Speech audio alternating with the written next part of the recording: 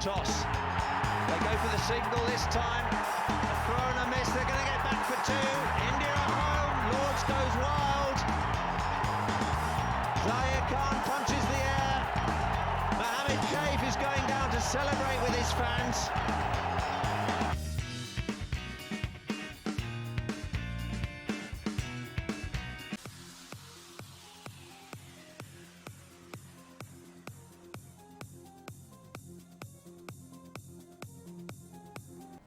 Hello and welcome to Crickpedia, and today we are going to discuss about one of the greatest victories in ODI cricket that India has had over the years. Let's see, what do we have to talk about? In an era post the horrible match-fixing scandals in international cricket was very difficult for every team apart from Australia. And Saurav Ganguly had decided that he won't let India struggle in this horrible cricket period.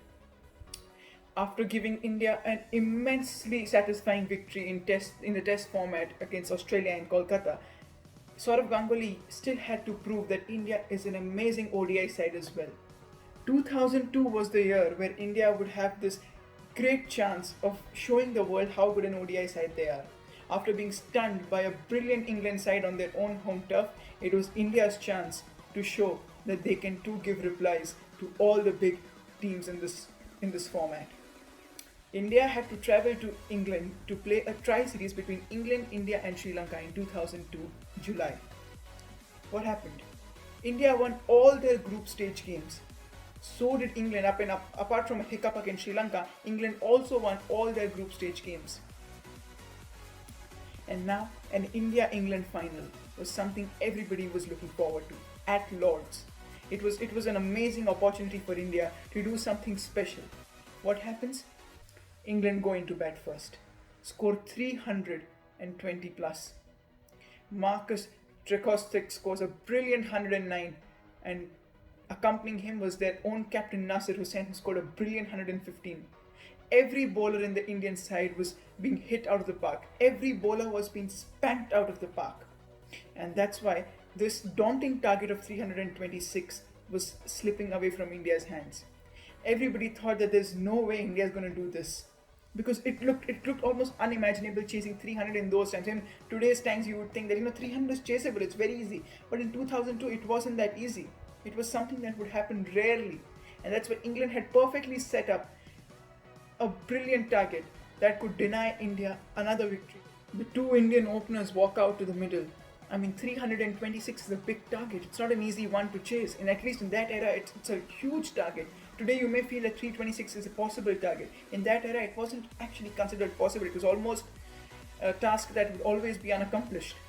As two Indian openers walk out in the form of Virendra Sehwag and Saurav Ganguly. Saurav Ganguly always narrates that, while walking down the staircase, he's talking to Virendra Sehwag and asking him, why do we always land up in these horrible positions when it comes to these knockout games? It's a big final and we have again considered 300 runs. How are we going to possibly chase this down? It's almost impossible, and he is very annoyed. That's when Virendra Sehwag replies by saying, "Don't worry, Dada, we are going to chase this down. There's no way we are not going to chase it. Just be positive. Like both of us, let's bat positively and we are going to chase this down."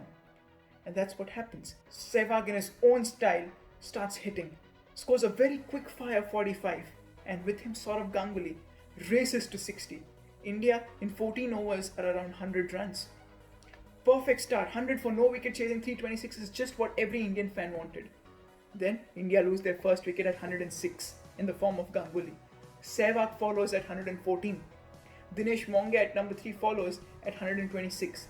You have two of India's finest batsmen in the form of Tendulkar and Dravid batting. You feel there is no way India can mess this up because India has laid the foundation. The openers have laid them a good foundation. For Tendulkar and Dravid now to just see them through to this 326. Dravid out for 5.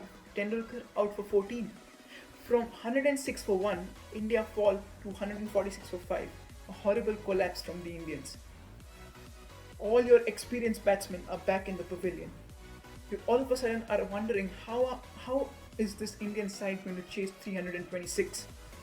A big contributor to this Indian collapse was Ashley Giles. In 10 overs, he had knocked over Sehwag and Tendulkar and just given 47 runs. Now, India had two young batsmen in the middle. you had Yuvraj Singh and Mohammad Kaif. Mohammad Kaif himself hilariously narrates that his family had switched off the TV once Tendulkar was out and didn't even bother to see him batting because they felt India no way is going to chase it down and they were dejected. That's why all of them had gone to see a film. Slowly, Kaif and Yuvraj start scoring runs. They start calming themselves down, start troubling the England bowlers. They're not getting out. England all of a sudden start feeling tensed. They feel after getting Sehwag, Ganguly, Tendulkar and Dravid, are we still lacking something? Well, they were lacking because both these youngsters powered India from 146 for 5 to 314 for 7. A crucial stage in this game was this partnership. Yuvraj Singh scored 69, Mohammad Kaif scored 87. Something nobody expected.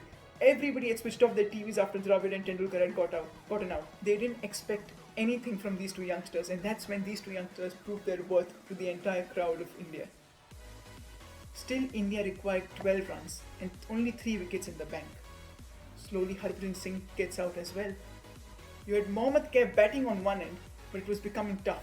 You had Zahir Khan batting on the other end. Andrew Flintoff is bowling one of his final overs. Zahir Khan knocks the ball around, and because of an overthrow from the Englishman, Mohammad Kaif insists on taking 2, and they complete that second run, and that's when India script an unimaginable victory from a position where there was everybody had doubted India, everybody had switched off their TVs, a few people had even left the stadium that day at Lord's. India had scripted something that nobody had imagined, and that's when India, a rejuvenated India, announced themselves in world cricket as a very, very promising ODI side. And amidst this entire carnival, 2 youngsters stood out. That was Yuvraj Singh and Mohammad Kaif. They showed and proved their worth, and well, they were going to prove their worth for a long time in this Indian team. When I started this video, I had told you that England had stunned India in their own home turf a few months ago. Andrew Flintoff had removed his shirt after winning in Mumbai and was running all over the ground. Saurav Ganguly sensed this as an opportunity. He removed his shirt in the Lord's balcony. It's a bit debatable should he have done that, but certainly he was announcing something to the entire world. He was giving everybody a message that Lords and Wankhede are equal, England and India are equal. If Flintoff can do something in Wankhede, I can do the same at Lords. And well, this Indian side is not going to shy away from adversity. If you enjoy this cricketing fun, do like, share and comment. And to know more about my upcoming videos, do subscribe Crickpedia and hit the notification bell. Thank you.